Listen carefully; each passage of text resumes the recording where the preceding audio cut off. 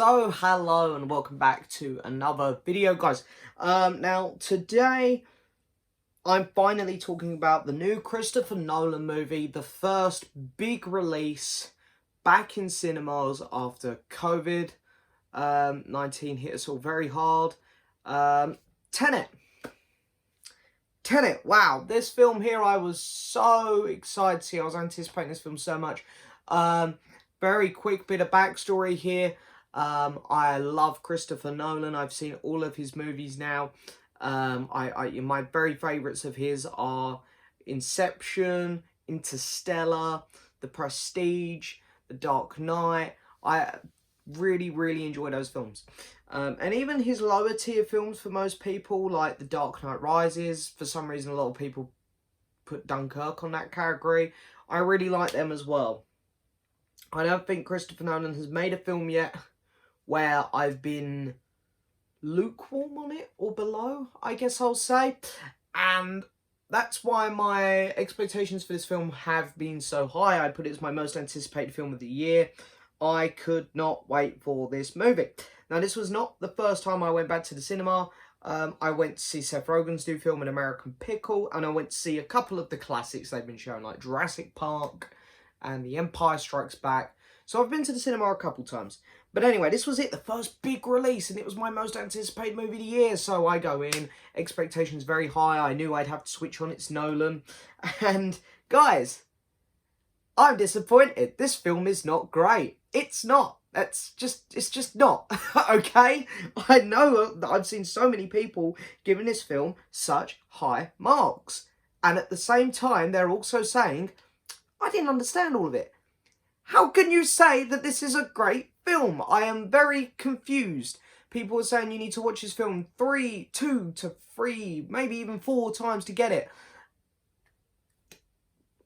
That shouldn't be a thing with a film. I sat down, I was switched on, I was following the film for a good part of it, and then things escalate and the plot becomes so convoluted that you get lost, and it's frustrating because people are saying you need to watch it a couple times.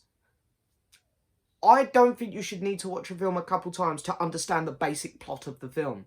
And I don't want to watch this film again. It's not that I disliked it, but I don't want to put myself through a film where I have to make my brain work that much overtime for 2.5 hours. So yeah, there's my... that's a very quick little bit of what I'm thinking of Tenet at the minute. So let's talk about some good with the film before I start sharing my problems with the film, because I have a lot of problems with this movie. The good. The set pieces are amazing. The film looks fantastic. It's gorgeous. A lot of the action sequences are so incredibly well filmed. Of course, you've got people kind of moving forward in time, people moving back, and the way that they kind of collide is absolutely genius. It works so well on the screen. It's incredibly well choreographed. The acting all round is really good. John David Washington gives a really good performance. I've only seen him in BlacKkKlansman before this, and at the minute that guy's blowing me away. Robert Pattinson continues to prove that he's so much more than Twilight, because with the Batman coming out, I still see people going, I refuse to watch it because it's Robert Pattinson, it's the Twilight guy. It's like, this guy is proving that he can keep giving amazing performances. Elizabeth Debicki, who is an actress I really enjoy watching, she was actually maybe the best in this film, I thought. Aaron Taylor-Johnson, I mean, does that guy ever really give great performances? He was alright, I suppose. He was alright. And then last one I'm going to talk about is Kenneth Branagh. Kenneth Branagh's good. He keeps slipping in and out of his accent a couple times, I thought, and he was really quiet, even when he was trying to be angry.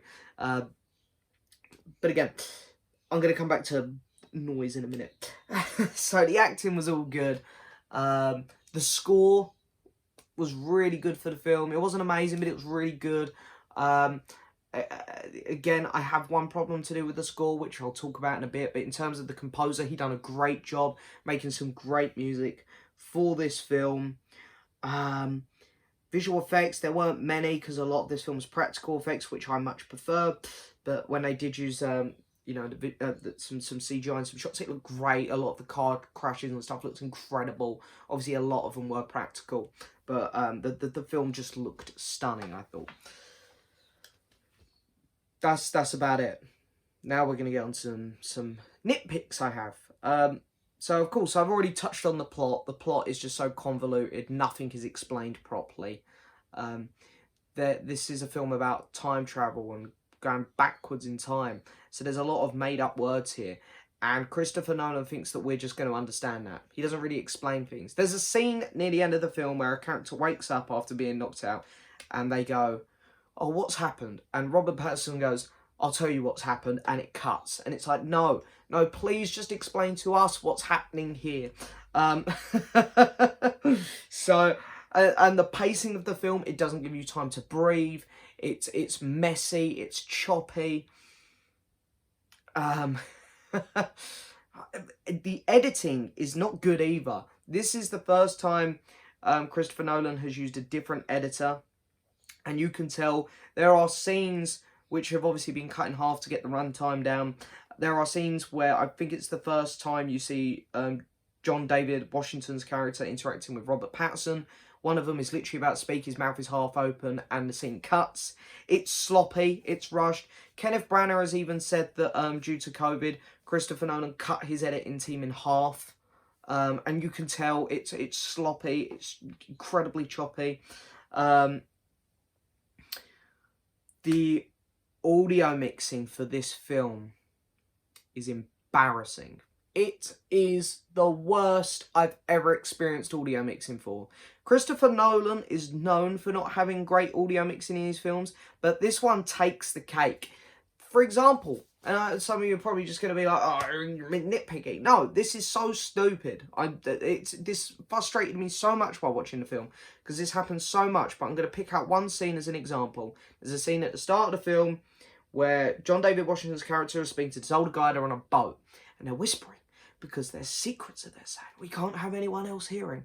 And they've turned the volume down, so they get even quieter. But they're on a boat, and the boat's out at sea, and it's moving. And the boat's going, and the waves are hitting it, but we turn the volume up on that. So we can hear these characters go like this really quietly, and in the background, you can hear, and it is the most frustrating thing I think I've ever experienced in a film. I just wanted to hear the characters. I was trying so hard to follow this plot, but the audio mixing is embarrassing. Same for the score. The score is up and down, up and down, up and down in the volume. And it's a shame because the score is great. It could work so well with these scenes, but Nolan, or the audio mixing, is just been done so bad, it's draining. I feel like Christopher Nolan just had a wet dream and put it on paper, and this is it. I feel like I just literally watched Christopher Nolan wank off for a few hours. That's literally how my thoughts about this film. It's so frustrating because there's a good film in here. I love this concept. It's such a good concept.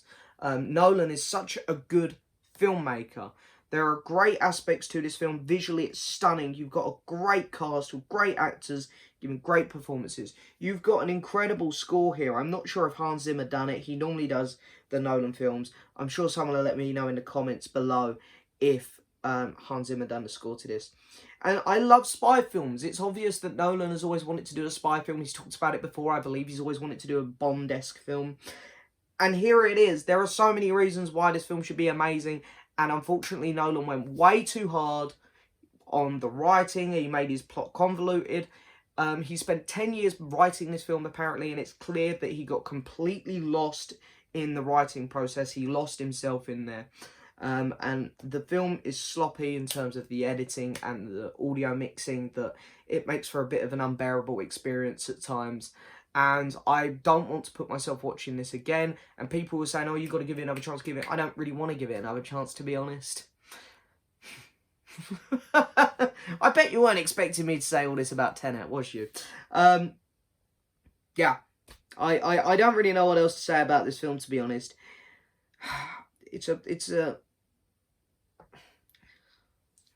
It's my least favourite Christopher Nolan movie.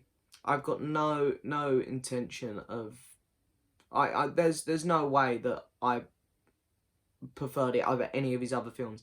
His weakest film for me was Dark Knight Rises, and honestly, I'd rather put that on because I can actually follow the plot, and the audio mixing and the editing just doesn't do my head in. There are plot holes in that one, without a doubt, but I can understand what's happening. I can hear everything to a certain extent. The editing doesn't annoy me. And as Batman, I suppose, same thing as that as well. But, yeah, Tenet. People who are loving this film, I want to understand, but I don't think I ever will. I'm not Christopher Nolan biased, even though I do really enjoy all of his movies, but I can see a lot of Christopher Nolan biasness coming out in people with this film. What am I going to give it out of 10? I mean, it sounds like I should give it a negative score because I've just absolutely trashed certain elements of it. And that's what it is. There are certain elements about this film which are really bad. It's a mix. There's nothing that's in the middle with this film. There's nothing that's just okay. It's either really good or it's just embarrassingly awful, in my opinion. And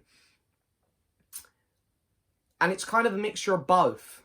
But because the plot and the script and what Christopher Nolan has made here, it's so convoluted, and he's made it way too tricky for people to hear, and of course nothing else is helping with the editing and the audio mixing. I cannot say that I enjoyed this film much. I'm going to give this film out of 10. I'm going to be a bit kind because there are certain aspects to it I really enjoy, and I'm going to give it a 6 out of 10. This film is not that great, guys, and I don't even care if... I know people are going to tell me in the comments, you've got to watch it again, you've got to watch it again, you've got to watch it again. I don't want to watch it again. I don't. This is me and Tenet.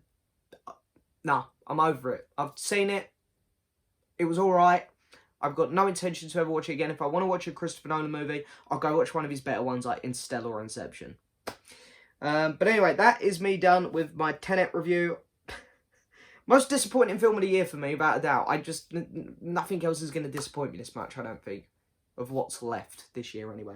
I hope you guys have enjoyed it. I know some of you are not. I know some of you are going to love the film, and you're going to be like, how did you not like it? Well, I think I've given some pretty valid and accurate reasons as to why the film isn't great. But anyway, that is it for this video, guys. I hope you've enjoyed it as always. Don't forget to hit that subscribe button, like the video, leave a message, and I'll see you all next time for another video. Bye-bye.